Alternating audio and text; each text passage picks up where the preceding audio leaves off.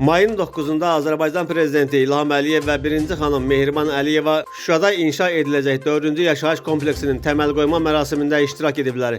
Prezident İlham Əliyevə və 1-ci xanım Mehriban Əliyevaya yeni yaşayış kompleksi barədə məlumat verilib. Bildirilib ki, Şuşa şəhərində 4-cü yaşayış kompleksinin layihəsi çərçivəsində 16 binanın inşası nəzərdə tutulub.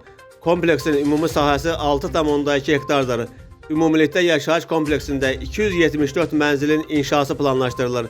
Bunlarda 1, 2, 3, 4 və 5 otaqlı mənzillər olacaq. Yaşayış kompleksinin ərazisində zəruri sosial infrastruktur yaradılacaq. Azərbaycanın mədəniyyət beşiği sayılan Şuşa 2020-ci il noyabrın 8-də işğaldan azad edildikdən sonra burada geniş miqyaslı tikinti quruculuq prosesinə başlanılıb. Bugün şəhər tarixi siması və mədəni irsi qorunub saxlanılmaqla bərpa olunur. Doğma sakinlərinə yenidən qucaq açır. İndiyədək Şuşaya 376 ailə, ümumilikdə 1409 nəfərdən artıq keçmiş məcburi köçkün qayıdıb.